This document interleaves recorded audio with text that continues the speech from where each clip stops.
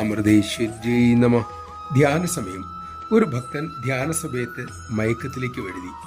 അമ്മ ഒരു ചോക്ലേറ്റ് ഉന്നം തെറ്റാതെ കൊടുത്തു. അതായത് അമ്മ ഒരു ചോക്ലേറ്റ് എടുത്ത് എറിഞ്ഞു.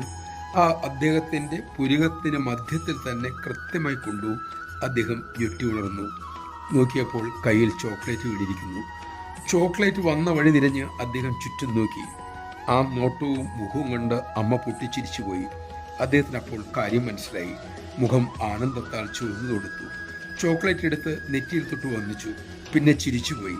അദ്ദേഹം അമ്മയുടെ അരികിലെത്തിയിട്ട് പറഞ്ഞു, അമ്മയുടെ ഏറെ കൃത്യം എൻ്റെ ഭ്രൂമധ്യത്തിൽ തന്നെ കൊണ്ടു. എനിക്കൊരു പക്ഷേ ഇനി ജ്ഞാനദൃഷ്ടി ഉണ്ടാകുമായിരിക്കും, ഇല്ലേ അമ്മേ? അമ്മ പറഞ്ഞു, ഇല്ല. അദ്ദേഹം പരിഭ്രമത്തോടെ ചോദിച്ചു, അതെന്താ അമ്മേ? അമ്മ അരളി, ഒരു പക്ഷേ എന്നല്ലേ മോൻ പറഞ്ഞത്? മോന് ഉറപ്പില്ല, വിശ്വാസമില്ല, പിന്നെ എങ്ങനെയാണ് അത് സംഭവിക്കുക?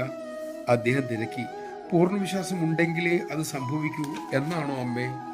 അമ്മ പറഞ്ഞു, അതേ മക്കളെ, പൂർണ്ണ വിശ്വാസം ഉണ്ടെങ്കിൽ സാക്ഷാത്കാരം എപ്പോൾ എവിടെ വച്ച് വേണമെങ്കിലും സംഭവിക്കാം. അദ്ദേഹം നിരാശയോടെ പറഞ്ഞുപോയി, എൻ്റെ ഒരു അവസരം നഷ്ടപ്പെട്ടല്ലോ അമ്മേ. അമ്മ ആശ്വസിപ്പിച്ചുകൊണ്ട് പറഞ്ഞു, മോൻ വിഷമിക്കല്ലേ, ജാഗ്രതയോടുകൂടി ഇരിക്കുക, ബോധവാനായിരിക്കുക. അവസരങ്ങൾ ഇനിയും വരും. ക്ഷമയോടെ സാധനയിൽ മുഴുകിക്കൊണ്ടിരിക്കൂ.